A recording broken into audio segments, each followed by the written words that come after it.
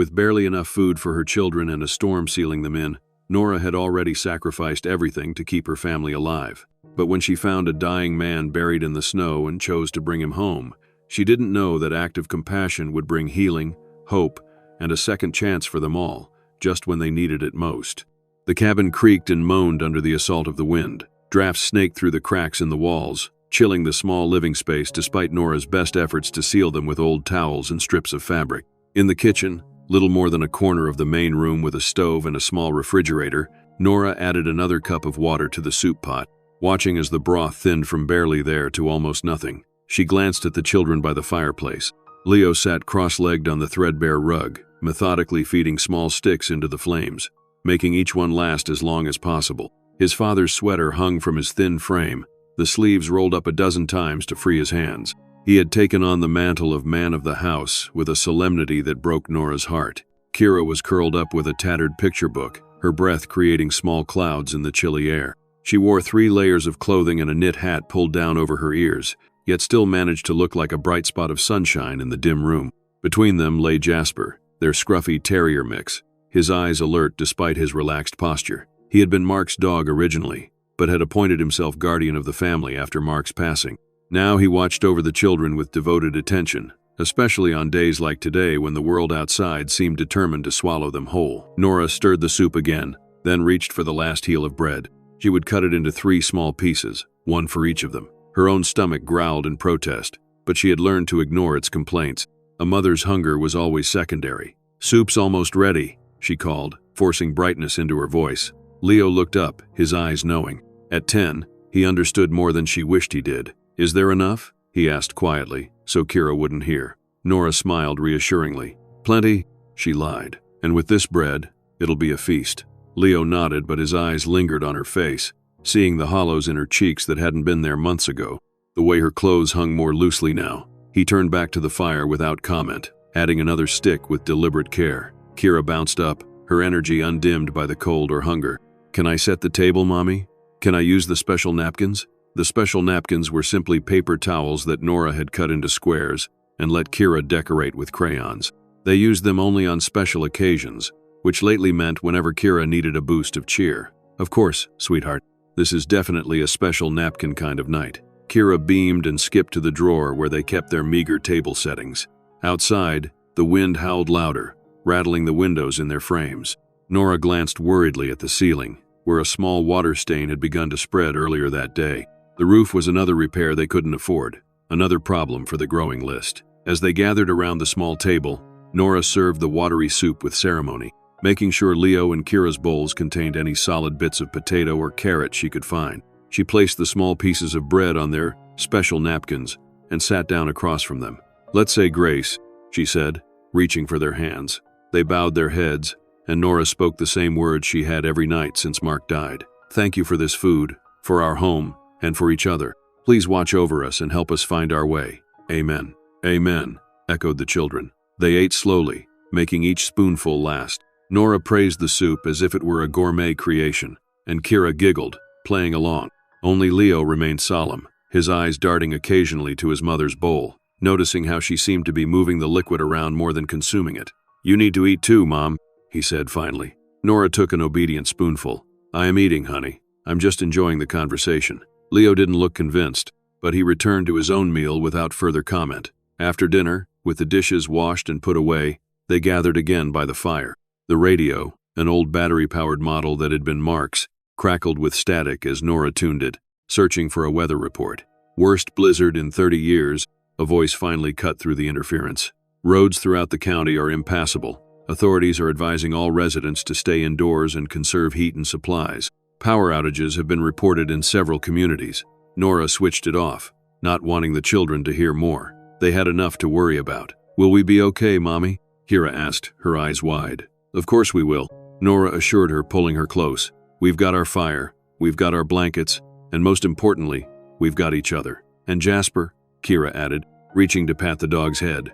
"And Jasper," Nora agreed with a smile. "Our brave protector." As if on cue, Jasper's ears perked up. He lifted his head, suddenly alert. "What is it, boy?" Leo asked, leaning forward. The dog rose to his feet, his attention fixed on the door. A low growl rumbled in his chest. "It's just the wind," Nora said, though something about the dog's behavior made the hair on the back of her neck stand up. Jasper wasn't one to be spooked by storms. He'd been through many in his 9 years of life. The growl deepened, and suddenly Jasper was at the door, barking furiously, his paws scratching at the wood. "Jasper, hush!" Nora scolded, but the dog was insistent, his barks growing more frantic. Leo moved to the small window beside the door, wiping away the fog of condensation. "I can't see anything," he reported. "It's all white out there." Nora joined him, peering into the swirling snow. "Maybe it's a deer," she suggested, though deer rarely came this close to the cabin, especially during storms. Jasper continued his desperate barking, now throwing his body against the door as if trying to break through. "Something's wrong," Leo said, his young face grave. He's never acted like this before. A shiver of primal fear ran down Nora's spine. They were miles from the nearest neighbor. No one should be out in this weather. The roads had been impassable for a day. "Stay here with your sister," she told Leo, moving to grab Mark's heavy coat from its hook. "Lock the door behind me." "I'm coming with you," Leo said firmly, already pulling on his worn boots. "Leo, I need you to." "I'm coming," he repeated, reaching for the heavy-duty flashlight they kept for emergencies. His face was set with a determination that reminded her so much of Mark that she couldn't argue. "All right," she conceded, "but stay close to me." She turned to Kira, who was watching with wide, frightened eyes. "Kira, sweetheart, I need you to be my brave girl and stay here with Jasper. Can you do that?" Kira nodded solemnly. "I'll keep Jasper safe," she promised, misunderstanding but no less earnest. "That's right," Nora said, not correcting her. "And lock the door after us. Don't open it unless you hear my voice, okay?" Another solemn nod from Kira. Nora took a deep breath and opened the door. Immediately, the storm lunged at them, a physical force of wind and ice. The cold was breathtakingly brutal, stealing the air from her lungs. Jasper shot past them, a blur of motion against the white, barking and leaping through the deep snow. "Jasper, come back!" Nora called, but her voice was swallowed by the howling wind. Leo switched on the flashlight, its beam barely penetrating the thick curtain of falling snow. They plunged forward, following the sound of Jasper's barks. The snow was up to Nora's knees and nearly to Leo's waist, making each step a battle. They had gone perhaps 20 yards from the cabin when they saw Jasper, a dark shape against the white, digging frantically at a snowdrift near the line of pines that marked the edge of their property. "What's he found?" Leo shouted over the wind, pointing the flashlight. The beam illuminated something dark amid the snow, something that didn't belong. "Oh, God," Nora breathed, her heart hammering against her ribs. They pushed forward with renewed urgency. As they got closer, the shape became clearer, a human form, almost entirely covered by the snow. Only a portion of what appeared to be a black coat was visible where Jasper had been digging. Nora fell to her knees beside the drift, her hands frantically brushing away snow. Leo joined her, working with equal desperation. Together they uncovered more of the coat, and then a shoulder, and finally the back of a man's head, dark hair now white with ice and snow. "He's face down," Leo said, his voice tight with fear and awe. "We need to turn him over," Nora replied, her mind racing. Carefully, working together, they managed to roll the man onto his back. In the beam of the flashlight, his face was a shocking blue, white, his lips purple, eyelashes crusted with ice. A gash on his temple was caked with frozen blood. He was a large man, well-built and dressed in what appeared to be expensive clothing, though it was hard to tell in their current conditions. Nora pulled off her glove with her teeth and pressed trembling fingers to the man's neck, searching for a pulse. The cold made it difficult to feel anything, and for a terrifying moment, she thought they were too late. Then she felt it, the faintest flutter beneath her fingertips. "He's alive!" she exclaimed. "Leo, help me!" "How do we move him?" Leo asked, looking at the man's substantial size compared to their own frames. "He's too big." "We have to try," Nora said, already repositioning herself at the man's shoulders. "You take his feet. We'll drag him if we have to." What followed was a blur of desperate strength and determination. The man was dead weight, completely unresponsive as they struggled to move him through the deep snow. Progress was painfully slow. Every few feet they had to stop, catch their breath, and readjust their grip. The wind cut through their clothing like knives, and the snow continued to fall heavily, threatening to bury them all if they didn't move quickly enough. Nora's muscles screamed in protest, but she pushed through the pain. A life hung in the balance. She could feel the cold seeping into her bones, and knew the stranger must be in far worse condition after lying in the snow for who knew how long. After what felt like hours but was probably only minutes, they reached the cabin door. Leo pounded on it with his fist. "Kira, it's us. Open the door." There was a moment of silence. then the sound of the lock turning. Kira's small face appeared in the doorway, her eyes growing huge at the sight of the unconscious stranger. "Is he dead?"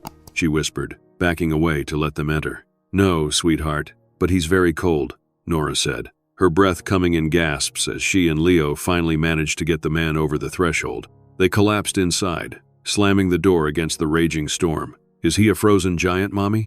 Kira asked, staring at the man with a mixture of fear and fascination. Despite the seriousness of the situation, Nora almost smiled at her daughter's imagination. "No, honey, he's just a man who got caught in the storm, and now we need to help him." As Nora caught her breath, her mind raced through what needed to be done. The stranger's wet clothes would have to be removed, a task that felt both invasive and absolutely necessary. They needed to warm him gradually, not too quickly, which could cause shock, and they needed to clean and assess his head wound. "Leo, build up the fire as much as you can," she instructed, already moving to collect towels and blankets. "Kira, I need you to get the first aid kit from the bathroom." The children sprang into action, grateful for clear direction in this strange and frightening situation.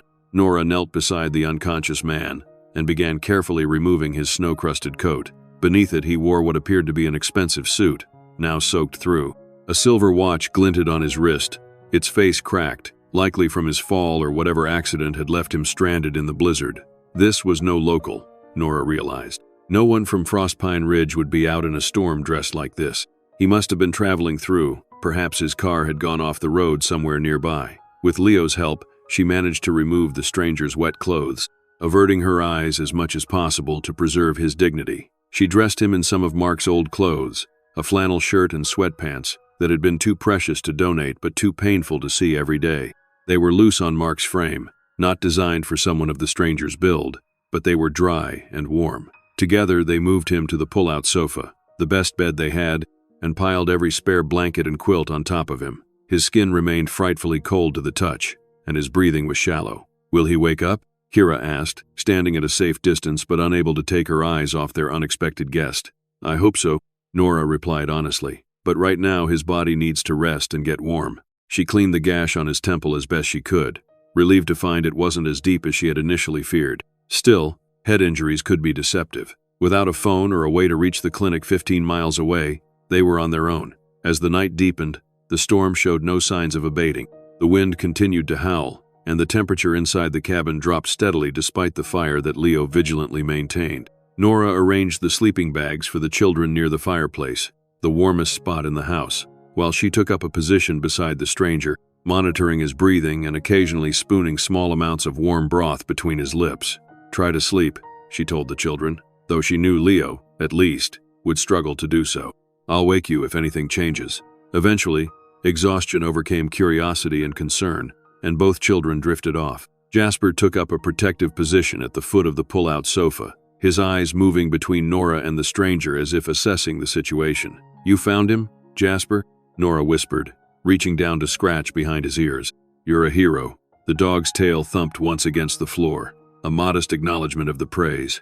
Dawn broke with little change in the weather. Inside the cabin, Nora jerked awake from a brief, unintended doze, immediately checking on the stranger. His color had improved slightly overnight, no longer the frightening blue-white of near-frozen flesh, but still far too pale. Leo was already awake, quietly adding wood to the fire. "How is he?" "A little better, I think," Nora replied, keeping her voice low to avoid waking Kira, who still slept curled in her sleeping bag, one arm thrown around Jasper. "But he still hasn't regained consciousness," Leo nodded solemnly. "I checked our wood supply. If we're careful, we have enough for maybe 3 more days." Nora felt a twist of anxiety. Wood was their primary source of heat, with the furnace so unreliable, and in normal circumstances, they rationed it carefully. Having to maintain a constant fire for their guest would deplete their store much faster than planned. "We'll manage," she said with more confidence than she felt. "The storm can't last forever." Leo looked skeptical but didn't argue. He had learned early that some worries were better kept to himself. Kira stirred then, sitting up with her hair in wild disarray, eyes immediately seeking out the stranger on the pull-out sofa. "Is the frozen man better?" she asked, her voice loud in the quiet room. "Shh, not so loud, sweetheart," Nora cautioned. "Yes, he's doing a little better, but he needs to rest." Kira nodded solemnly, then a look of concern crossed her face. "Is he hungry?" "I'm hungry." The simple question highlighted a harsh reality. Their food supply, already meager, would now need to stretch even further. Half a loaf of bread, some rice, a few potatoes, a small amount of oatmeal, and the remainder of last night's watery soup. Not enough for 3 people for more than a day or two, let alone 4. "I'll make us some oatmeal," she said, rising from her chair with a wince as stiff muscles protested. "Leo, would you check if the pipes are frozen? We might need to melt snow for water." The morning proceeded with a strained normalcy. They ate their small portions of oatmeal, made thinner than usual to ensure there would be enough for later, and Nora managed to coax a few spoonfuls of the warm mixture between the stranger's lips. He swallowed reflexively but didn't wake. The day stretched ahead of them, long and uncertain. With the storm still raging, there was no possibility of venturing out for help or supplies. They were on their own. Nora established a routine. Every hour, she checked on the stranger, monitoring his pulse, his breathing, the wound on his head. She spooned small amounts of broth or water into his mouth, careful not to give too much at once.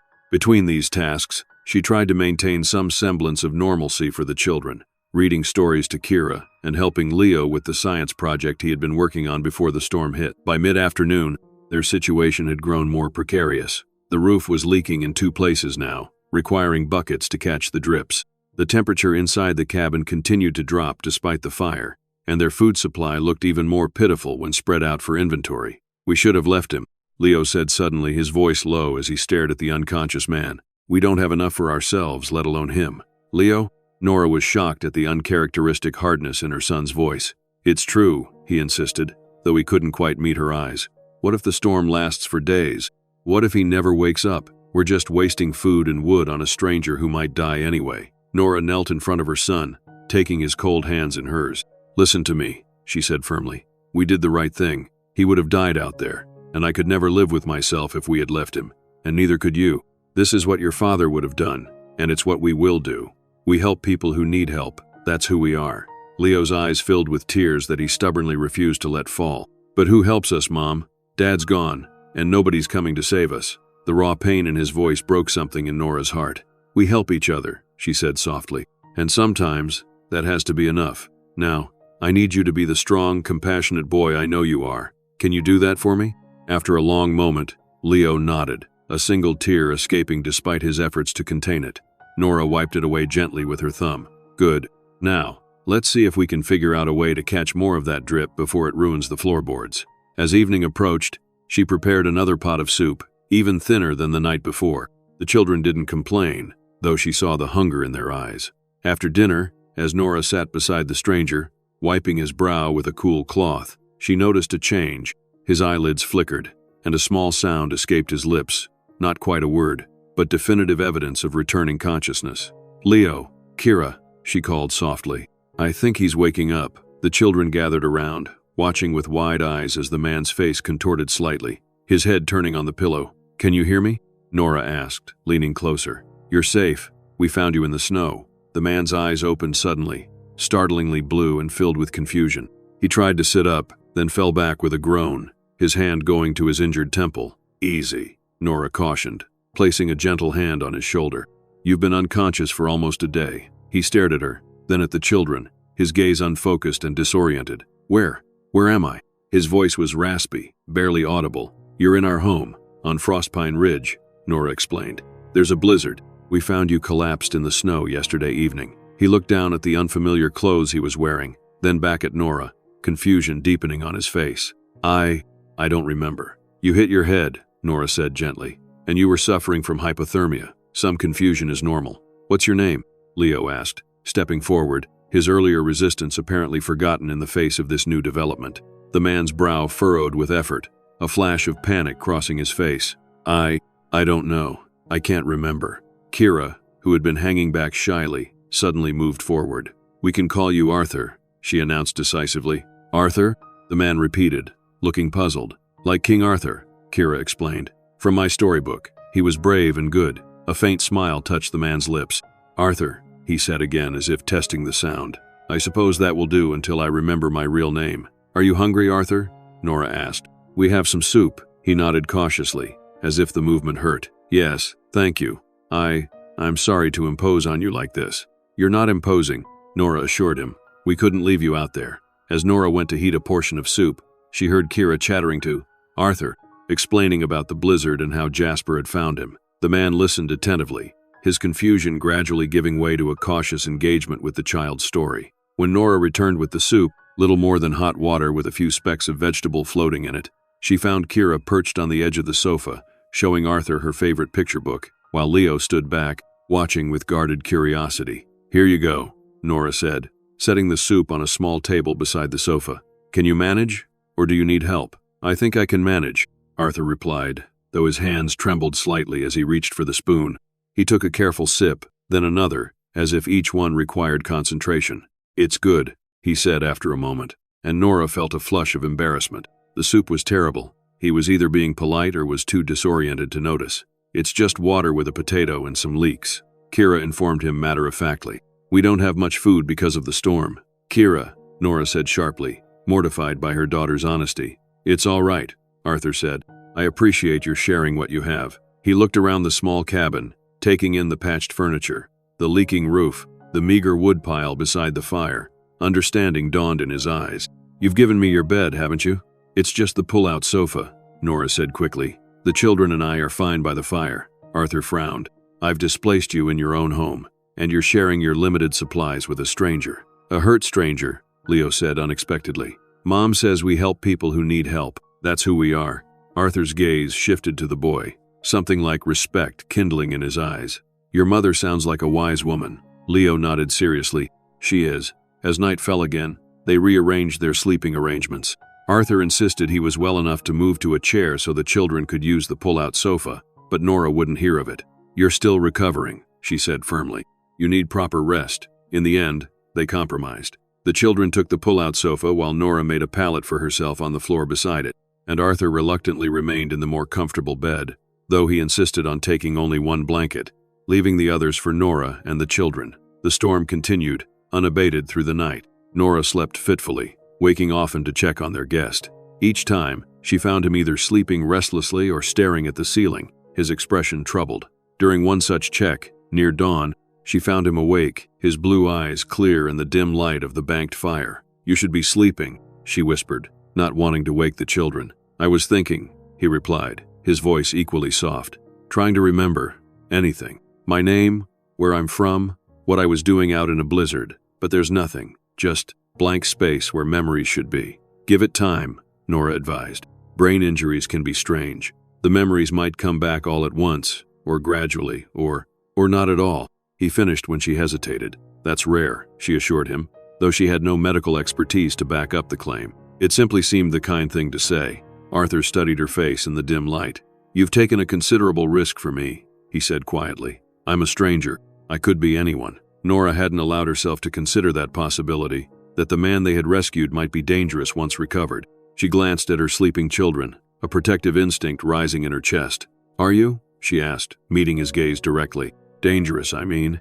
He seemed to consider the question seriously. "I don't think so," he said finally. "I don't feel dangerous. But then, I don't know who I am, so how can I be sure?" The honesty of his response reassured her more than a quick denial would have. "Well, you're hardly in a position to overpower anyone at the moment," she pointed out practically.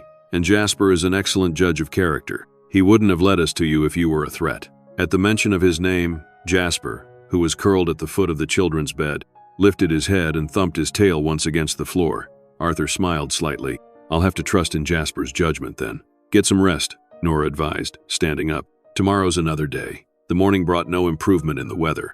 Nora woke to find a fresh layer of snow on the windowsills inside the house where it had blown through invisible gaps in the wood. Their guest was awake before any of them, sitting up in bed and looking markedly better than the day before. Some color had returned to his face, and his eyes were clear and alert. "Good morning," he said as Nora stirred. "I hope I didn't wake you." "No, not at all," she assured him, quickly smoothing her hair, suddenly self-conscious of her appearance.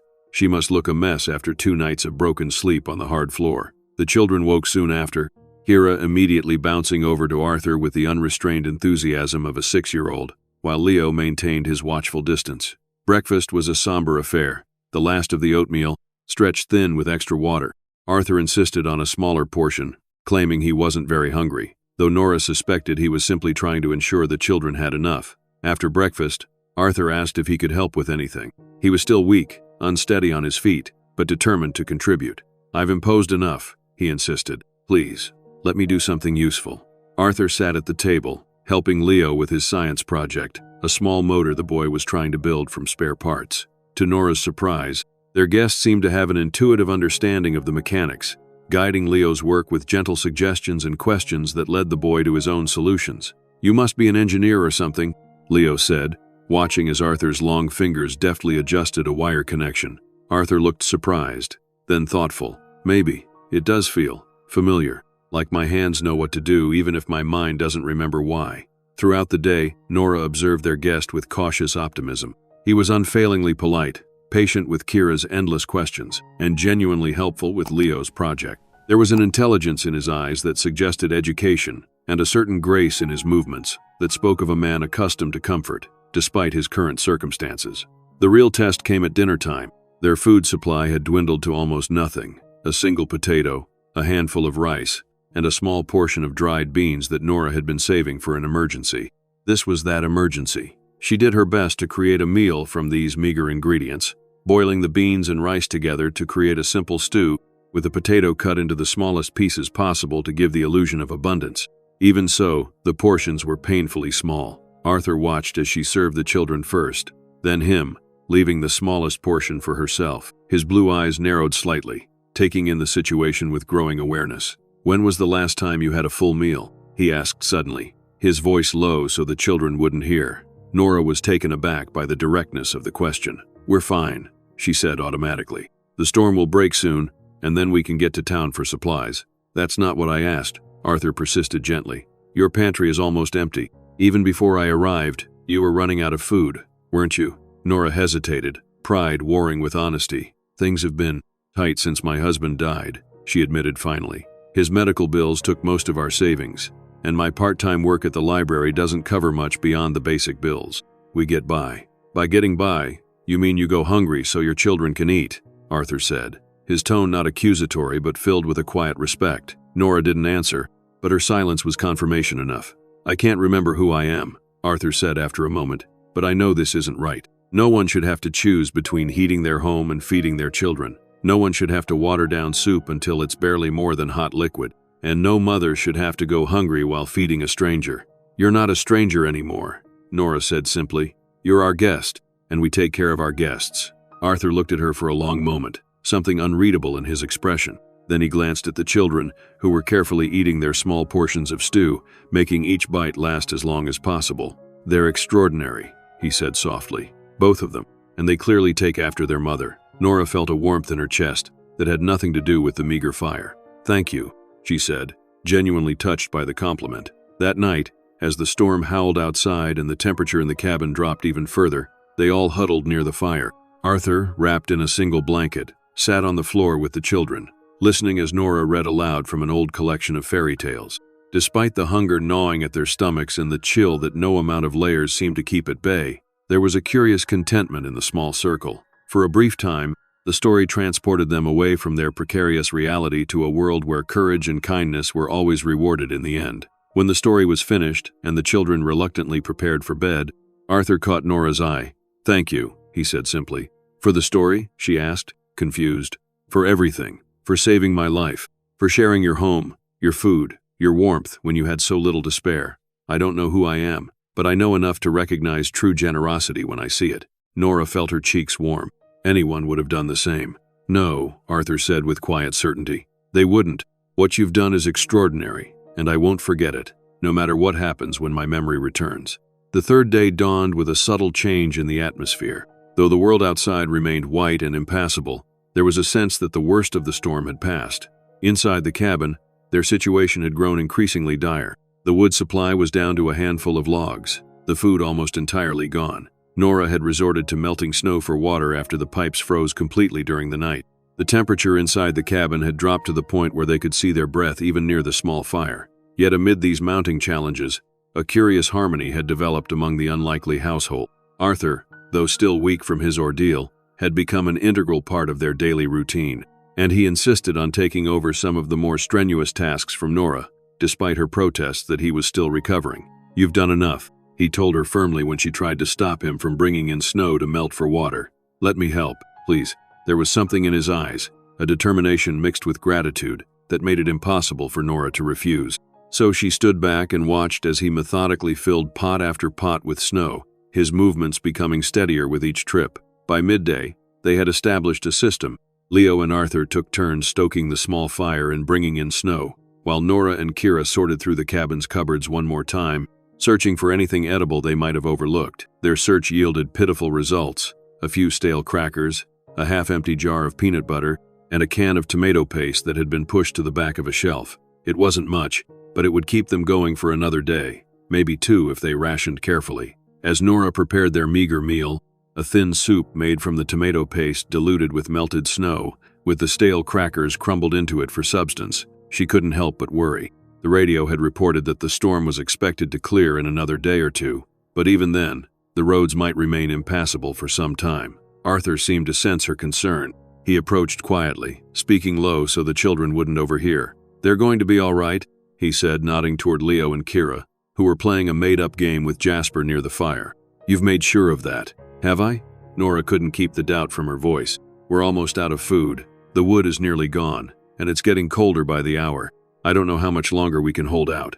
Arthur was silent for a moment, his blue eyes thoughtful. "I've been watching you these past few days," he said finally. "The way you care for your children, the way you've cared for me, a complete stranger. You're stronger than you give yourself credit for, Nora." The sound of her name on his lips sent an unexpected warmth through her. It was the first time he had used it, though he must have heard the children say it dozens of times.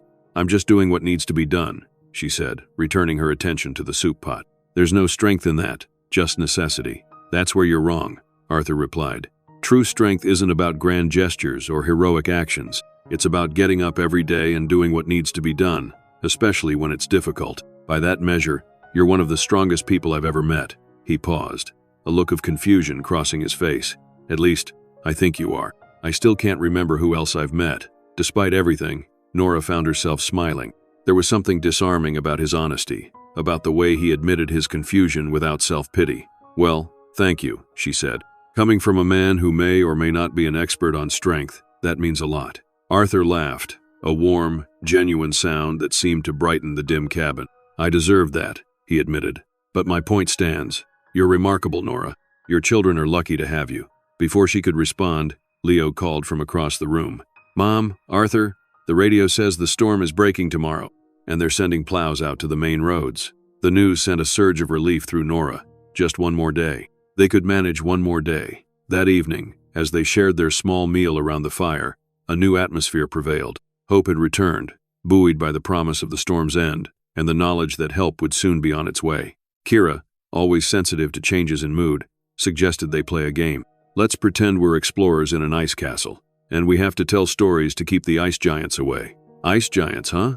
Arthur said, playing along. "Sounds dangerous. What kind of stories will keep them at bay?" "Happy ones," Kira declared confidently. "Ice giants hate happy stories.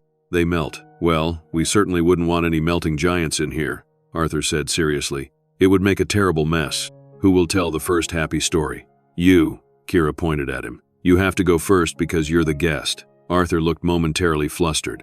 "I'm not sure I remember any stories," he admitted, "with my memory the way it is." "Make one up," Leo suggested, unexpectedly engaged in the game despite his usual reserve. "That's what Kira does all the time." Arthur considered this, then nodded. "All right, a happy story to ward off ice giants. Here goes."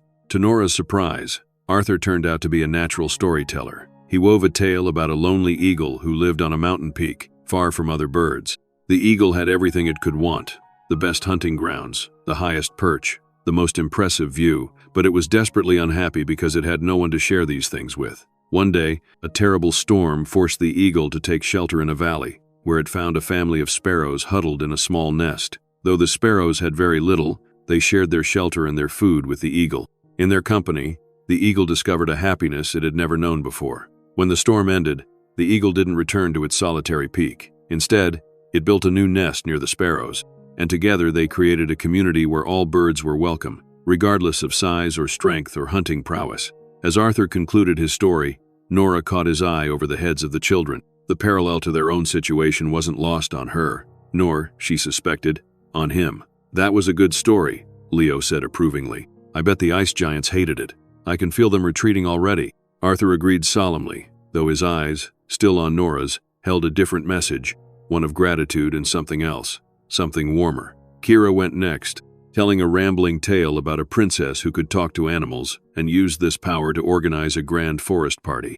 Leo followed with a surprisingly poignant story about a robot who learned to feel emotions by observing a human family. When it was Nora's turn, she found herself telling a story she hadn't thought about in years, the story of how she and Mark had met, fell in love, and built their life together. She kept it simple for the children's sake, focusing on the happy memories, their first date at a county fair, the tiny apartment they'd shared when first married, the joy of bringing Leo and then Kira home from the hospital. As she spoke, she realized it was the first time in years she had talked about Mark without the sharp edge of grief cutting through the memories. The pain was still there, but it was accompanied now by a warm gratitude for the time they'd had together. The children listened with rapt attention, occasionally interjecting with questions or their own half-remembered additions to the stories. Arthur remained quiet, his expression thoughtful as he absorbed this glimpse into their life before he had entered it. When Nora finished, a comfortable silence fell over the group, broken only by the crackling of the fire and the softer now but still persistent moaning of the wind outside. "I think we've definitely scared away all the ice giants," Arthur said finally, his voice gentle. "Thank you for sharing your stories, all of you." "Your turn again," Kira insisted. "Tell us another one." Arthur smiled at her eagerness. "All right, but a shorter one this time. It's getting late, and even ice giant hunters need their sleep."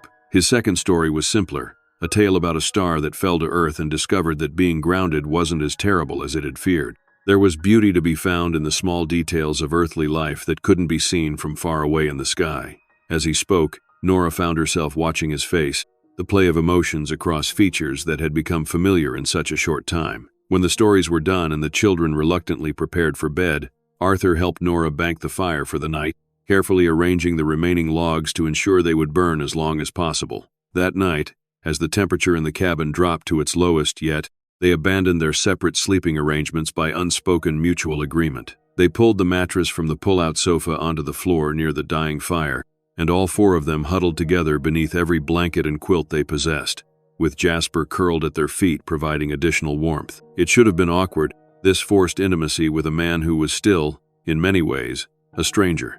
But somehow it wasn't. There was a comfort in their shared body heat, in the sound of the children's steady breathing, in the knowledge that they were facing this hardship together. As Nora drifted toward sleep, she felt Arthur's voice more than heard it, a low rumble beside her ear. "Thank you," he whispered, "for everything." She didn't respond, pretending to be already asleep, but in the darkness, she allowed herself a small smile. These days would remain a unique chapter in their shared history, a time when the boundaries between stranger and family had blurred, when survival had forged an unexpected bond.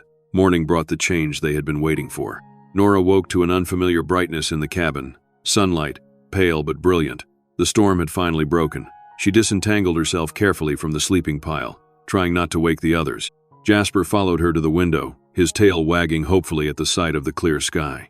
"Yes," she whispered to him, scratching behind his ears. "Soon, but the roads will still need to be cleared." As if in answer to her thoughts, a distant mechanical rumble reached her ears. She pressed closer to the window, squinting against the glare of sun on snow, and saw it, far down the road, a snowplow making its slow but steady progress toward them. Relief flooded through her, so intense it made her knees weak. Help was coming. They had made it through. Behind her, she heard movement as the others began to stir. Arthur was the first to join her at the window, his tall form casting a shadow across the sunlit floor. "The storm's over," he said, stating the obvious but with such wonder in his voice that Nora couldn't help but smile. "Yes," she agreed. "And there's a plow coming up the road. We should be able to get to town in a few hours." Arthur's expression changed. "Town," he repeated, as if the word held some significance beyond its simple meaning. Nora understood his concern. "Maybe being there will trigger some memories," she suggested gently. "And we can check with the sheriff, see if anyone's reported a missing person matching your description." Arthur nodded, but the troubled look remained. "And if no one has? If my memory doesn't return?" Nora hesitated. She had been so focused on getting through the immediate crisis that she hadn't given much thought to what would happen after. Before she could formulate a response, Leo and Kira had joined them, both exclaiming over the transformed landscape and the welcome sight of the distant plow. "Does this mean we can go to the store?" Kira asked, her primary concern, as always, refreshingly straightforward. "I'm hungry." "Yes, sweetheart," Nora assured her. "As soon as the road is clear, we'll go to town and get food." "And Arthur will come too?" The question held a note of anxiety, as if Kira feared their guest might disappear with the storm. Arthur knelt to her level, his face gentle. "Yes, I'll come too. I need to see if anyone in town recognizes me. After all." Kira's face fell. "But what if someone does? Will you go away?" The question hung in the air, giving voice to a concern that Arthur had become part of their little unit over these past days. The thought of him simply walking away once his identity was established left a curious emptiness. "I don't know," Arthur answered honestly. "But whatever happens, I won't forget you, Kira. Or your brother, or your mother, or even Jasper. You saved my life, all of you. That creates a bond that doesn't just disappear." Kira seemed satisfied with this answer, but Nora noticed Leo hanging back, his expression guarded. The boy had finally begun to warm to Arthur, to trust him. The prospect of another loss, so soon after his father, was clearly troubling him. "Let's focus on today," Nora suggested, deliberately lightening her tone. "We need to get ready for town. Leo, can you check how much snow is on the porch? We might need to shovel a path to the road. Kira, let's find your warmest clothes. And Arthur, I think I might have an extra coat of Mark's that would fit you better than those old sweats." The practical tasks helped dispel the moment of uncertainty, giving everyone a purpose and a focus beyond the looming question of what came next. As they prepared for their expedition to town, Nora couldn't help but notice how naturally Arthur had integrated into their routines. He helped Leo clear a path from the porch to where the plow would eventually reach, showing the boy how to lift with his legs rather than his back. He assisted Kira in finding her missing boot, which had somehow migrated under the sofa, and he worked alongside Nora to secure the cabin, ensuring the fire was completely extinguished and the windows latched against the possibility of animals seeking shelter in their absence. "Mom, Arthur, the plow is almost here." They joined the children on the cleared portion of the porch, watching as the massive vehicle made its final approach, carving a path through the pristine snow. The operator, a burly man in a fluorescent orange jacket, waved at them as he passed, continuing up the road to clear the remaining stretch before turning around. It would be another hour or so before he made his way back, completing the circuit that would connect their isolated cabin to the rest of Frostpine Ridge. As they waited, a sense of anticipation built among them. For the children, it was simple: the prospect of food, warmth, and a return to normalcy. For Nora, it was more complicated: relief at their imminent rescue, mingled with anxiety about what would come next, about bills that couldn't be paid and repairs that couldn't be postponed. And for Arthur, she could only imagine the conflicting emotions, the hope of recovering his identity balanced against the fear of what that identity might entail, and perhaps, though she couldn't be sure, a reluctance to leave the strange intimacy they had established in their days of shared crisis. When the plow finally returned, clearing the last stretch of road to their cabin, they were ready. Bundled in every layer they could manage, they set out for town, a small, determined procession against the vast white landscape. Leo led the way, forging a path through the sections where the snow still drifted deep. Kira followed, occasionally being lifted over particularly challenging spots by Arthur, who stayed close to her, watchful and protective. Nora brought up the rear with Jasper, her mind already making lists of immediate necessities and calculating what little money remained in their emergency fund. The walk to town, normally 30 minutes, took them over an hour in the difficult conditions. By the time they reached the main street of Frostpine Ridge, they were exhausted, cold, and hungry, but buoyed by the sight of other people and the promise of warmth and food. The small town was just beginning to emerge from its storm-induced hibernation. Shopkeepers were clearing sidewalks, neighbors were checking on each other, and the diner in the center of town had a open sign illuminated in its window, a beacon of normalcy in the aftermath of chaos. As they approached the diner, Nora hesitated. She couldn't afford to feed them all, not with their situation as dire as it was. But before she could suggest an alternative, Arthur spoke up. "I think I might have some money," he said, reaching into the pocket of Mark's old coat that she had given him. To their mutual surprise, he withdrew a slim leather wallet. "This was in the coat," he explained, looking as confused as she felt. "That's not possible," Nora said. "That coat has been hanging in the closet for 2 years. I never." She trailed off, a memory surfacing. Mark had worn that coat the day he was admitted to the hospital for the last time. She had brought it home, hanging it in the closet, unable to deal with going through the pockets, unable to face that final task of sorting his personal effects. For 2 years, it had hung there, untouched. Arthur opened the wallet carefully. Inside was $43 in cash. Mark's last withdrawal, Nora realized, money he never had the chance to spend, and an old photograph of Nora and the children, taken when Kira was still a baby. "I'm sorry," Arthur said, understanding dawning in his eyes. "This was your husband's. I had no right to—" "No," Nora interrupted, her voice thick with unexpected emotion. "It's all right. Mark would have wanted us to use it, especially now." Arthur looked at her for a long moment, then nodded, a silent acknowledgement of the gift she was making, not just of the money, but of the permission to use this last tangible resource her husband had left behind. "Then let's get these children something to eat," he said gently. "And after that, we can visit the sheriff's office, see if anyone's looking for me." As they entered the warm, fragrant interior of the diner, the reality of their situation receded temporarily. For a brief, blessed interlude, they were just a family seeking refuge from the cold. Their focus narrowed to the immediate pleasures of hot food and comfortable surroundings. But as they ate, hearty plates of eggs and pancakes that the children devoured with barely contained enthusiasm, Nora couldn't help but wonder what would happen when they visited the sheriff. The questions hung unspoken as they finished their meal, each of them aware that their time in this liminal space, neither strangers nor quite family, was drawing to a close. Whatever came next would redefine them, separately or together. With the meal finished and the bill paid, Arthur insisting on leaving a generous tip from Mark's money, a gesture that brought unexpected tears to Nora's eyes, they prepared to face the next step in their journey. The sheriff's office was a small, unassuming building in the center of Frostpine Ridge, distinguished only by the official seal on its door and the patrol vehicle parked outside. As they approached, Nora felt a growing tension, a sense that they were approaching a turning point. Arthur, too, seemed to feel it. His pace slowed, and she noticed his hand move to the wound on his temple, a gesture he made unconsciously when trying to force his memory. "Are you all right?" she asked quietly while the children walked ahead, fascinated by the patrol car. "Just nervous, I suppose," he admitted. "What if they don't know who I am either? Or what if they do, and I'm not someone you would have chosen to help if you'd known?" The vulnerability in his question touched her. "I think we already know who you are," she said. "Memory or no memory, the past few days have shown your character more clearly than any name or title could." Arthur's expression softened, gratitude, and something warmer in his eyes. "Thank you for that. It means more than you know." Before he could say more, the door to the sheriff's office opened, and Sheriff Dawson himself stepped out, his weathered face breaking into a smile at the sight of Nora and the children. "Nora Sterling," he called, striding toward them with outstretched hands. "I was just about to send a deputy up to your place to check on you folks.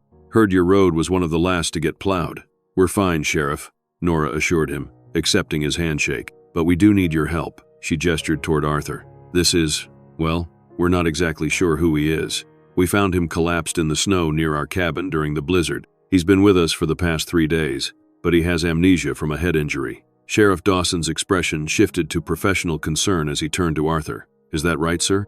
You don't remember who you are or how you ended up out in that storm?" Arthur nodded. "I'm afraid so. Nothing before waking up in Nora's cabin." The sheriff studied him carefully, then motioned toward the door. "Well, let's get you folks inside and see what we can figure out. Maggie at the dispatch desk keeps up with all the missing persons reports. If someone's looking for you, she'll know." They followed Sheriff Dawson into the warm office, where Maggie, a brisk woman in her 60s with a cloud of gray hair, looked up from her computer with interest. "Well now, who do we have here?" she asked, her eyes twinkling at the children before settling curiously on Arthur. "Maggie, this gentleman was found out in the storm," Sheriff Dawson explained. "Head injury. Can't remember who he is. Any missing persons reports come in that might match." Maggie adjusted her glasses, studying Arthur with renewed interest. "Let's see. We've had a few calls about folks not being able to reach family during the storm, but most of those have resolved as the phones came back online." She typed rapidly on her keyboard. "There was a report about a missing hiker over in Clearwater County, but he was found yesterday, and a teenage girl in Millfield who ran away but came home this morning." She looked up, shaking her head. "Nothing that matches a man of your description, I'm afraid." Arthur's shoulders slumped slightly. Nora couldn't tell if it was disappointment at the lack of leads or relief that no one was actively searching for him. "What about abandoned vehicles?" Sheriff Dawson suggested. "Any reports of cars off the road near Frostpine Ridge?" Maggie consulted her screen again. "The state police reported several abandoned vehicles on the highway, but all those drivers have been accounted for. They took shelter at the emergency center at the high school." She paused, her expression brightening. "Wait, there was something. A helicopter." "A helicopter?" Arthur repeated, the first sign of recognition flickering across his face. "Yes, the Forest Service reported a distress beacon from a private helicopter that went down somewhere in the National Forest during the storm," Maggie said, scrolling through her notes. "They haven't been able to send a search team yet because of the conditions, but they've got a general location from the beacon." "How far is that from our cabin?" Nora asked. a strange feeling building in her chest. Maggie studied the map on her screen. The coordinates put it about 3 miles from your property, Nora, up in the hills to the east. Arthur's hand went to his temple again, his expression intensely focused. I remember, falling, he said slowly. Not like a trip, a much longer sensation of falling. And noise, a terrible mechanical screaming. Sheriff Dawson looked at him sharply. That could be a helicopter crash, all right. The question is, were you the pilot, a passenger, or maybe someone who witnessed it and went to help? I don't know, Arthur said, frustration evident in his voice. It's just fragments, impressions, nothing concrete. Well, the Forest Service should have information on who owned the helicopter, Sheriff Dawson said. Let me make a call. As the sheriff moved to his desk and picked up the phone, Nora led the children to a bench along the wall. They were getting restless, the excitement of the day wearing on them after their ordeal. Will Arthur remember who he is now? Kira asked, her voice carrying in the small office. Maybe, sweetheart, Nora said, though she wasn't sure what to hope for. Part of her wanted Arthur to recover his memory and find his place in the world. Another part, a part she was reluctant to examine too closely, dreaded the moment when he would leave them. Across the room, she caught Arthur watching them, a similar conflict visible in his eyes. He crossed to join them on the bench, sitting beside Leo, who had been unusually quiet since they entered the sheriff's office. Are you okay, buddy? Arthur asked gently. Leo shrugged, not meeting his eyes. I guess. You don't seem very excited about possibly solving the mystery of who I am, Arthur observed, his tone light but understanding. Leo looked up then, his young face serious. What if you remember and you're someone important, someone who doesn't have time for people like us? Leo, he said carefully, I don't know who I was before I met you and your family, but I know who I am now, and that person would never forget what you've done for me. No matter who I turn out to be, that won't change. Leo didn't look entirely convinced, but before he could respond, Sheriff Dawson returned, his expression one of growing excitement. Well, I've got some interesting information, he announced. The helicopter is registered to Vance Innovations. Mean anything to you? He asked Arthur. Arthur frowned, concentrating. Vance. It sounds familiar, but I can't place it. It should, Sheriff Dawson said. Vance Innovations is one of the biggest tech companies in the country, and according to the flight plan, the only person aboard was Arthur Vance himself, the CEO. A stunned silence fell over the room. Even Maggie stopped typing, her mouth slightly open in shock. Arthur Vance? Arthur repeated, the name sounding foreign on his tongue. I'm Arthur Vance? Well, we can't be sure yet, Sheriff Dawson cautioned, but the timing, the location, and the fact that the children have been calling you Arthur. He shook his head in wonder. It's quite a coincidence if you're not him. Nora felt as if the floor had dropped away beneath her feet. Arthur Vance was one of the wealthiest men in the country, and for the past 3 days, he had been sleeping on their pull-out sofa, eating their meager food, and helping her children with their homework. She looked at Arthur, not Arthur Vance, just Arthur, the man who had become part of their family, and saw the same shock reflected in his face. I need to contact Vance Innovations immediately, Sheriff Dawson was saying. If you really are Arthur Vance, there will be people very anxious to know you're alive. Yes, of course, Arthur said automatically, though he seemed dazed. His eyes sought Nora's, a question in them that she couldn't quite answer. While Sheriff Dawson made the call, they sat in stunned silence. Kira, not fully comprehending the significance of the revelation, leaned against Arthur's side as naturally as ever. Leo, however, had withdrawn slightly, his earlier fears seemingly confirmed by this dramatic turn of events. Vance Innovations, Sheriff Dawson was saying into the phone. Yes, I need to speak to someone regarding Arthur Vance. Yes, I understand he's missing. That's actually why I'm calling. No, I cannot hold for 30 minutes. This is an emergency call from the Frostpine Ridge Sheriff's Department regarding your missing CEO. His authoritative tone apparently worked because moments later he was speaking with someone in a position of greater authority. Yes, I believe we have located Mr. Vance. He was found during the blizzard suffering from exposure and a head injury. He's alive but experiencing amnesia. Yes, we can verify his identity once you arrive. As the sheriff continued the conversation, Arthur leaned toward Nora. I still don't remember, he whispered. The name, the company, they don't trigger anything concrete, just that same sense of responsibility I mentioned earlier. It's okay, Nora assured him, though she wasn't sure it was. How could anything be okay when their worlds were so vastly different? Your memory might return gradually, or it might not, Arthur said, a note of determination entering his voice. Either way, what I said to Leo stands. I won't forget what you've done for me. I won't just disappear from your lives. Nora wanted to believe him, but the reality of who he was made his promise seem impossible to keep. Sheriff Dawson hung up the phone and returned to them, his expression impressed. Well, they're sending a team immediately. Helicopter should be here within the hour. And they're very, very relieved to hear you're alive, Mr. Vance. Please, just Arthur, he said, looking uncomfortable with the formal address, at least until I remember being anyone else. The next hour passed in a strange limbo. The sheriff insisted they remain at the office to wait for the Vance Innovations team, offering them coffee and sending a deputy to the general store for sandwiches and supplies for Nora and the children. Arthur sat quietly, occasionally attempting to prompt his memory by asking questions about Vance Innovations and his role there, but nothing seemed to break through the barrier in his mind. Nora, meanwhile, tried to process the implications of this revelation. The man they had rescued, the man who had become woven into the fabric of their daily lives, was not just any stranger but one of the most powerful men in the business world. And yet, as she watched him with Kira, patiently listening to the child's rambling story about a dream she'd had, Nora couldn't reconcile the image of a cold, distant CEO with the warm, engaging man before her. Her thoughts were interrupted by the distinctive sound of helicopter blades approaching. Sheriff Dawson moved to the window, then nodded. "They're here," he announced, landing in the field behind the office. Arthur stood, a complex mix of emotions crossing his face. This was the moment of truth, the beginning of his reconnection with his former life. "Will you come with me?" he asked Nora, his voice low. I'm not sure I'm ready to face this alone." The vulnerability in his request touched her deeply.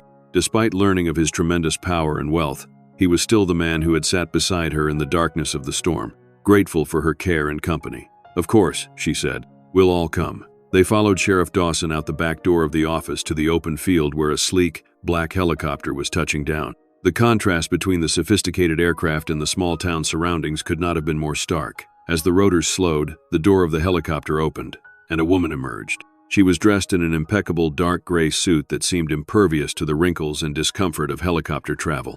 Her expression was a carefully controlled mask of professional concern, but as her eyes landed on Arthur, it broke into genuine relief. "Mr. Vance," she called, hurrying toward them.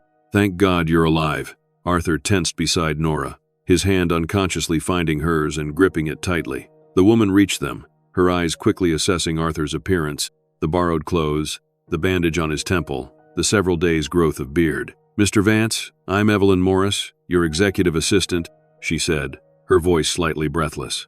"We've been searching for you since the distress beacon activated during the storm, when we couldn't get search teams in because of the weather." She trailed off, composing herself. "We feared the worst." Arthur nodded politely, but his expression remained blank. "I'm sorry, Miss Morris. I don't remember you." Evelyn's carefully maintained composure faltered. "What?" "Arthur suffered a head injury in the crash," Sheriff Dawson explained. "He's experiencing amnesia, doesn't remember anything before waking up in Mrs. Sterling's cabin." Evelyn's gaze shifted to Nora, taking in her worn coat and the children standing close beside her. Something in her expression changed, a subtle shift from relief to calculation. "I see," she said carefully. "Well, Mr. Vance, we should get you to a hospital immediately. Our medical team is standing by at Burlington Memorial. The helicopter is ready to transport you. These people saved my life. I'm not going anywhere without properly thanking them and ensuring they're taken care of." Evelyn's professional smile remained fixed. "Of course, Mr. Vance, we can arrange a suitable compensation package for their assistance. But your health must be our primary concern right now. The board is very anxious about your condition, and there are several urgent matters requiring your attention once you've been cleared medically." Arthur's expression hardened. "Ms. Morris, I understand that you're doing your job, but I'm not leaving until I'm satisfied that the Sterling family is properly cared for." Evelyn looked momentarily flustered by his firmness. Of course, Mr. Vance. Whatever you say." "Their cabin needs significant repairs," Arthur continued. "The roof leaks, the furnace is unreliable, and they're dangerously low on supplies. I want all of that addressed immediately." "We can certainly arrange," Evelyn began, but Arthur cut her off. "Today. I want it addressed today. Send a team to their cabin with whatever supplies and professionals are needed to make it safe and comfortable before nightfall." Nora felt a flush of embarrassment at having their precarious situation laid out so plainly, but Arthur's hand remained firmly clasped around hers, a silent reassurance. "Yes, Mr. Vance," Evelyn said, already pulling out a sleek phone. "I'll make the arrangements immediately." As she stepped away to make calls, Arthur turned to Nora, his expression softening. "I'm sorry if I overstepped," he said quietly, "but the thought of leaving you and the children in that cabin, knowing the conditions, It's all right, Nora assured him, though she felt a complex mix of gratitude and discomfort. She wasn't accustomed to accepting help, especially on such a scale. But you don't need to do all this. We would have managed. Arthur's blue eyes held hers steadily. You would have, yes. You're remarkably capable, but you shouldn't have to just manage, Nora. Not when I have the resources to help. Before she could respond, Evelyn returned. A team will be at the cabin within 2 hours, she reported. Contractors, supplies, everything you requested. And I've arranged for a credit account at the general store for Mrs. Sterling and her children. She handed Nora a card with a number written on it. This will cover whatever you need for the foreseeable future. Nora stared at the card, overwhelmed by the casual generosity it represented. I can't accept, please, Arthur interrupted gently. Consider it the beginning of repaying a debt I can never fully repay. Kira, who had been listening with wide eyes, tugged at Arthur's borrowed coat. Does this mean you have to go away now? She asked, her small face troubled. Arthur knelt to her level, his expression serious. I need to see a doctor, Kira, to help me remember who I am and to make sure my head is healing properly. But I promise you, this isn't goodbye. I'll come back to visit as soon as I can. Promise? Kira asked, holding out her small pinky finger. Without hesitation, Arthur linked his pinky with hers. I promise. Leo, who had remained silent throughout the exchange, finally spoke. You won't forget us once you're back in your rich people world? Arthur's expression softened as he turned to the boy. Leo, I may have forgotten my past, but I will never forget these past few days. You, your sister, and your mother showed me what true generosity looks like. That's not something anyone could forget, no matter who they turned out to be. Leo nodded, not entirely convinced but wanting to believe. Okay. Evelyn cleared her throat discreetly. Mr. Vance, the pilot is ready when you are.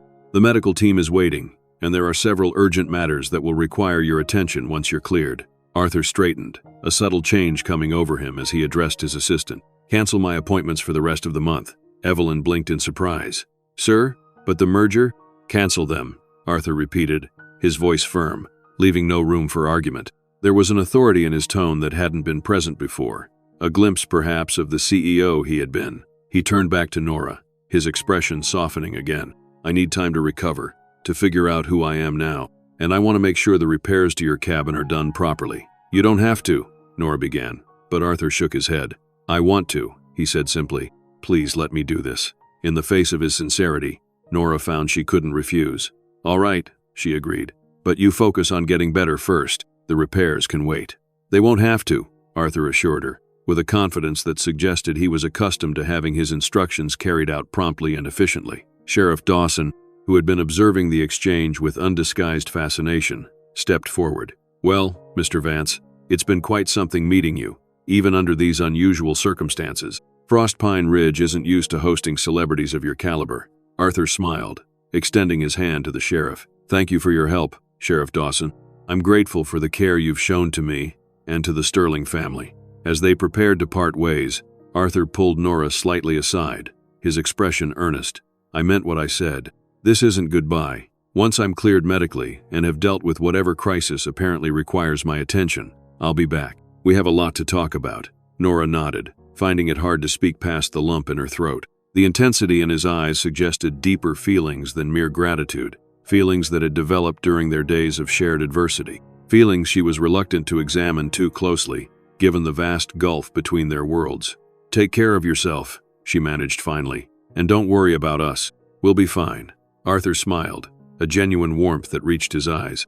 I know you will. Arthur said his final goodbyes to the children, accepting a fierce hug from Kira and a more reserved but heartfelt handshake from Leo. Then, with a last look at the family who had saved him, he turned and followed Evelyn to the waiting helicopter. Nora and the children stood with Sheriff Dawson, watching as the sleek aircraft lifted off, carrying Arthur back to the world he had forgotten, a world of corporate boardrooms, immense wealth, and responsibilities they could barely imagine. As the helicopter became a distant speck against the blue sky, Kira slipped her small hand into Nora's.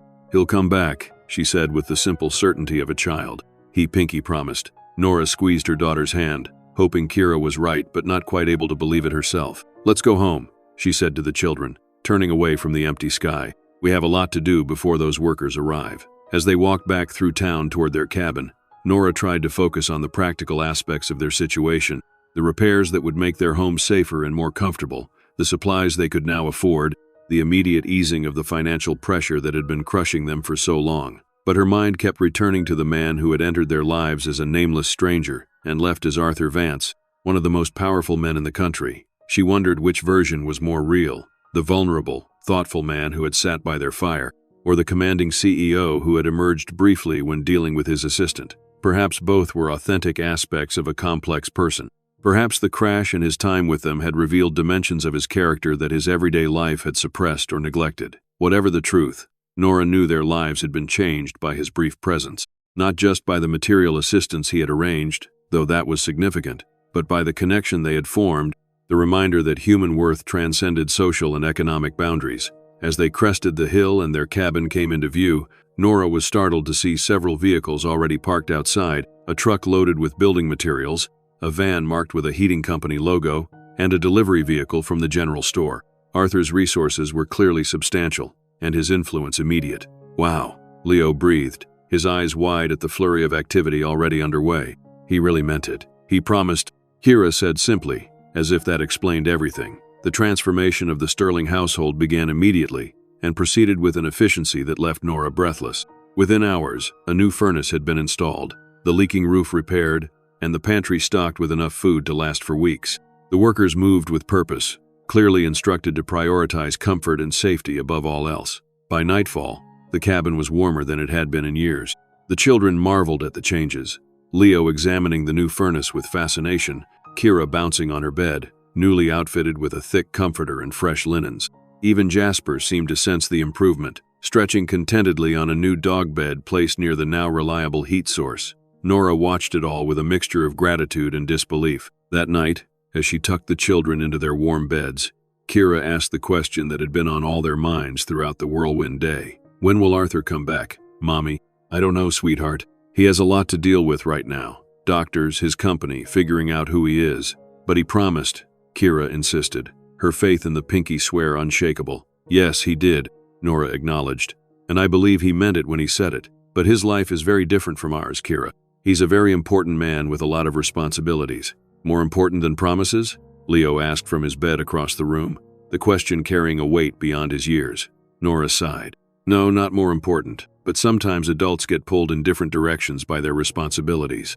We have to be prepared for the possibility that Arthur might not be able to come back, even if he wants to." "He'll come," Kira said with certainty, snuggling deeper under her new comforter. "You'll see." Nora kissed her forehead, wishing she shared her daughter's confidence. "Sweet dreams, both of you." As the days passed, life took on a new rhythm. The immediate pressures of survival had been relieved, allowing Nora to focus on other aspects of their lives that had been neglected during their long struggle. She enrolled Leo in an after-school robotics program he had longed to join but they couldn't previously afford.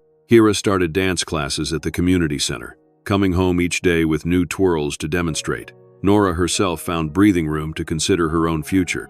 The library where she worked part-time had been looking for someone to coordinate children's programming, a position that paid better and offered more hours, but required time and energy she simply hadn't had while managing their basic survival. Now, with their home secure and the children's needs met, she applied for and received the position. 2 weeks after Arthur's departure, a large package arrived at their door. Inside were carefully selected gifts for each of them. For Leo, a state-of-the-art electronics kit that made his eyes widen in disbelief. For Kira, a beautiful set of art supplies and a pink winter coat that elicited squeals of delight. For Nora, a sleek laptop to replace the ancient desktop computer that had died months ago, leaving her to do all her work at the library.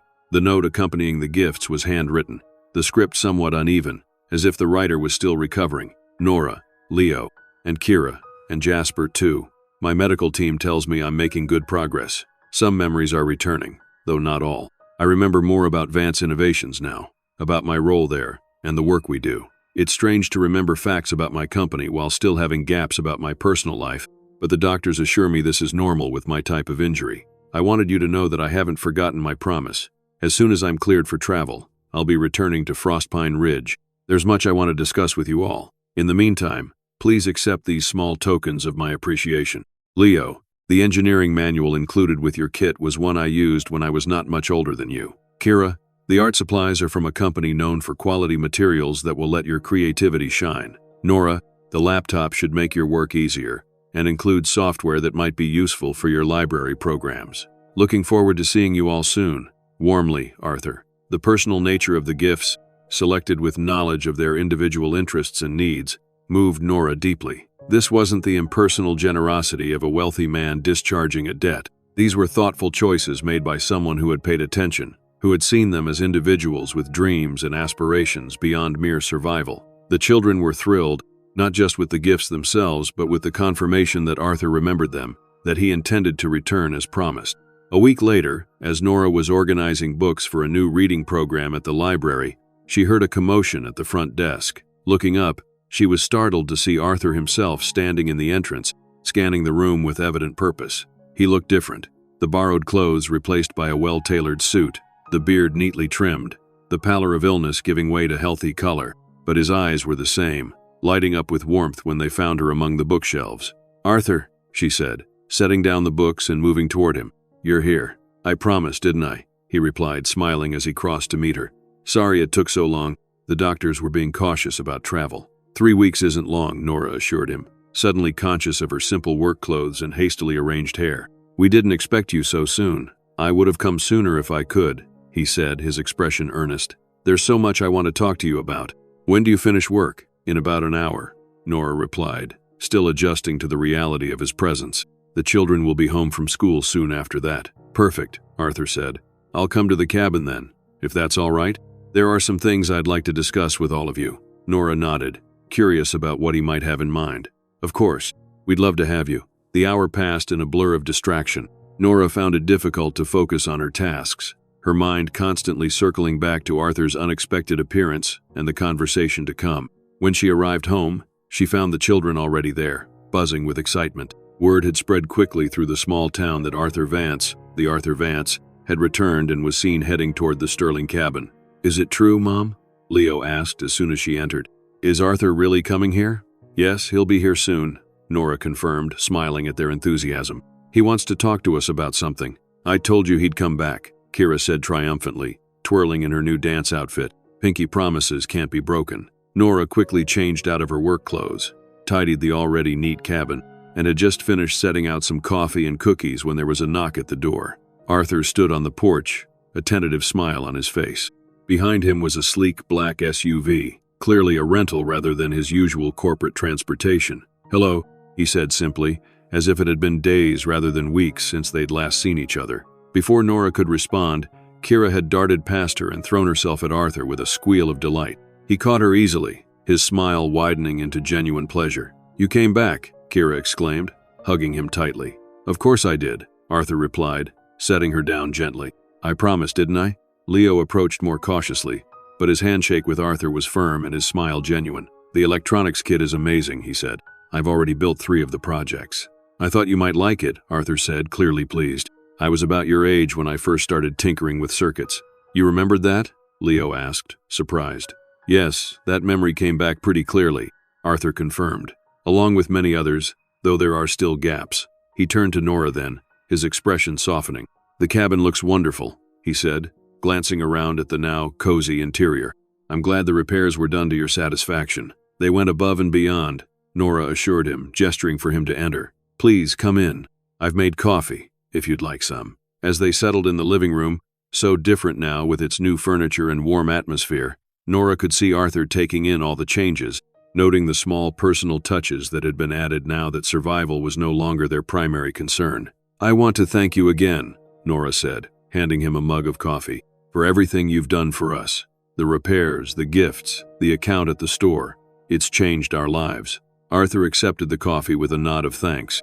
"It was the least I could do. But actually, that's part of what I wanted to talk to you about today." "Oh?" Nora felt a flutter of anxiety. "Yes," Arthur said, setting down his mug and leaning forward, his expression serious. "As my memory has returned, I've been reflecting a lot on my experience here with you and the children, about what I learned during those days when I couldn't remember who I was or what I possessed." Nora nodded encouragingly, though her anxiety remained. "I realized something important," Arthur continued. "When I was just Arthur, not Arthur Vance, the CEO, I was more present, more engaged, more alive than I had been in years." He paused, seeming to gather his thoughts. "My doctors tell me that my amnesia, while triggered by the head injury, may have been exacerbated by extreme stress. Apparently, I had been working 16-hour days for months, driving myself and my team relentlessly toward deadlines and targets that, in retrospect, weren't as critical as I believed them to be. That sounds exhausting, Nora said softly, beginning to understand where he might be heading. It was, Arthur agreed, and ultimately counterproductive. In trying to build something significant, I had lost sight of what makes life significant. It took losing my memory and finding your family to remind me of that. The children were listening intently, unusual stillness from both of them indicating their awareness of the importance of the conversation. So I've made some decisions, Arthur continued. I've restructured my role at Vance Innovations. I'm still CEO, but I've delegated many of the day-to-day responsibilities to a team of executives I trust. This gives me more time and freedom to focus on the aspects of the business I find most meaningful and to pursue other interests. That sounds like a positive change, Nora said, genuinely pleased for him. But why are you telling us this?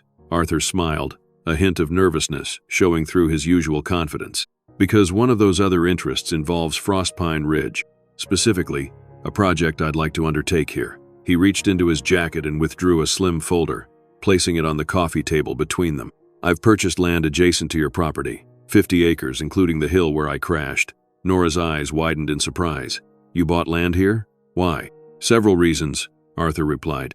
First, I'm establishing a foundation focused on supporting rural communities like Frostpine Ridge, creating jobs, improving infrastructure, ensuring access to education and technology.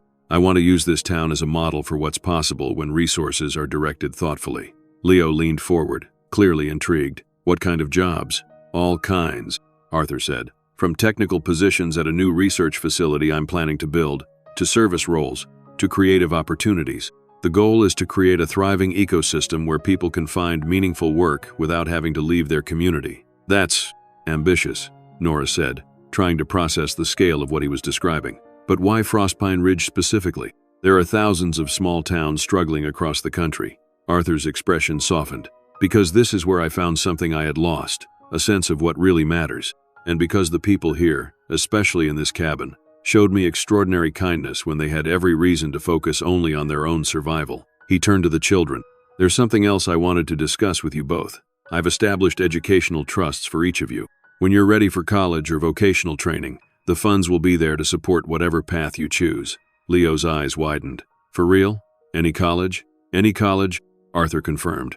Or technical program or apprenticeship or whatever form of education suits your goals and talents. Kira looked confused. What's a trust? It's like a special savings account, Nora explained, still processing the magnitude of Arthur's gesture. For your future, Arthur, Nora said, turning back to him. This is incredibly generous, but it's too much. The repairs, the gifts, those we could accept as thanks for helping you. But this, she gestured to the folder containing details of his plans for the town and the children's education. This goes far beyond any obligation you might feel. Arthur leaned forward, his expression earnest. It's not about obligation, Nora. It's about choice, about directing my resources toward things that matter, toward people who matter. He paused, something vulnerable entering his expression. And you three matter to me, very much. The implication hung in the air between them, too significant to dismiss, yet too delicate to address directly in front of the children. Sensing the shift in the conversation, Leo stood up. Come on, Kira, he said with unusual perception. Let's go look at the land Arthur bought. We can see it from the back porch. Kira seemed about to protest, but something in her brother's expression stopped her. Okay, she agreed, following him out of the room. When they were alone, Arthur spoke again, his voice quieter. There's one more thing I wanted to discuss with you, Nora. Something more personal. Nora felt her heart rate quicken. Yes? The house I'm planning to build on the land I purchased. I don't envision it as a vacation home or a weekend retreat. I'm thinking of it as a primary residence, at least for a significant portion of the year. You want to live in Frostpine Ridge? Nora couldn't hide her surprise. But your company, your life in the city. As I said, I've restructured my role, Arthur explained. Much of what I do can be done remotely, with occasional trips to the main office. And as for my life in the city, he hesitated, choosing his words carefully. The truth is, before the crash, I didn't have much of a life outside of work. No family, few close friends, little connection to any community. My house there was more a showcase than a home. He leaned forward, his eyes meeting hers directly. What I experienced here, with you and the children, was something I hadn't felt in a very long time. A sense of belonging, of purpose beyond profit margins and technological innovations. I don't want to lose that. Nora felt a warmth spreading through her chest, a cautious hope she had not allowed herself to nurture during the weeks of his absence. And the foundation, the land purchase, the educational trusts, they're not just about gratitude, are they? Arthur shook his head. No, they're about creating a future where our lives can remain connected, where I can be part of your community, part of your children's lives, and perhaps, he hesitated again, venturing into territory that clearly felt unfamiliar to him, perhaps part of your life as well, if you're open to that possibility. The directness of his statement took Nora's breath away. After Mark's death, she had focused solely on survival and on caring for her children. The idea of a personal connection, of allowing someone new into her heart, had seemed an impossible luxury. Arthur, she began, careful with her words, I'm very touched by what you're saying, but our worlds are so different. You're used to a certain lifestyle, certain circles. I'm a small-town librarian with 2 children and more challenges than achievements to my name. That's where you're wrong, Arthur said gently. Your achievements are extraordinary. You've raised 2 remarkable children alone, maintained your integrity through hardship that would break many people, and shown a capacity for kindness and generosity that humbles me. Those are the achievements that matter. He reached across the space between them, offering his hand. I'm not suggesting we rush into anything, just that we allow ourselves the opportunity to explore what might be possible between us, now that crisis and necessity aren't the foundation of our connection. Nora looked at his outstretched hand, at the face that had become dear to her in such a short time. The sensible part of her warned that this was too much, too fast, too unlikely to succeed given the vast differences in their circumstances. But another part, a part that had been dormant for too long, urged her to take the chance, to believe that something beautiful could grow from their unusual beginning. Slowly, she placed her hand in his. I think I'd like that, she said softly, to see what might be possible. Arthur's smile was like sunrise after the longest night, full of promise and warmth. That's all I'm asking for, a chance. From the porch, they heard Kira's excited voice calling, Mom, Arthur, come look, there's deer in the meadow. Still holding hands, they rose to join the children, stepping together into the clear afternoon light. The view from the porch revealed not just deer grazing in the distance, but a landscape transformed by recent snow into a pristine wonderland, beautiful in its simplicity. That's where the house will be, Arthur said, pointing to a gentle rise overlooking a small lake. If all goes according to plan, construction will begin in the spring. It's a beautiful spot, Nora acknowledged, trying to imagine a house there, likely a grand one, given Arthur's resources. As if reading her thoughts, he added, nothing ostentatious, just comfortable, with good light and space for work and creativity. I was thinking a large workshop where Leo and I could tinker with projects, and maybe a studio where Kira could pursue her art, and a library, of course, with shelves from floor to ceiling. The care with which he had considered not just his own needs but those of her children touched Nora deeply. Over the following months, Arthur's vision for Frostpine Ridge began to take shape. The foundation he established started with practical improvements, upgrading the town's internet infrastructure, renovating the community center, providing grants for small businesses, but it expanded to include programs that nurtured the community's unique character and potential, arts initiatives, technical training for high school students, resources for local farmers to adopt sustainable practices. True to his word, Arthur divided his time between his corporate responsibilities and his growing involvement in Frostpine Ridge. The research facility he built on the outskirts of town created dozens of well-paying jobs, with a focus on hiring locally whenever possible. His house on the hill emerged gradually, not the mansion many had expected, but a thoughtfully designed home that harmonized with its natural surroundings. Most importantly, his relationship with Nora and the children evolved at its own pace, built on mutual respect and genuine affection rather than obligation or gratitude. He became Uncle Arthur to the children, a mentor to Leo in his growing interest in engineering, and an enthusiastic supporter of Kira's artistic endeavors. For Nora, he became something more, a partner, a confidant, a reason to believe in second chances. Their courtship was careful, mindful of the children's feelings and the curious eyes of the small town. But it was also deep, rooted in the connection that had formed during those desperate days in the blizzard, and strengthened by the months of getting to know each other as they truly were, not as circumstances had cast them. One evening in early summer, almost a year after the crash that had brought them together, they sat on the porch of Nora's cabin, now a warm, secure home rather than a shelter on the edge of survival. The children were inside, Leo working on a science project while Kira practiced her dance routine in the newly expanded living room. I received the final report from my medical team today, Arthur said, breaking a comfortable silence. "They've officially declared my recovery complete. No more follow-up appointments. No more tests." "That's wonderful news," Nora said, genuinely pleased. "How does it feel?" Arthur considered the question. "Strange, in a way. For so long, the accident and its aftermath have been central to my narrative. Now it's just part of my history. An important part, certainly, but not defining." "And your memory?" Nora asked. "Is it fully restored?" "As much as it's going to be," Arthur replied.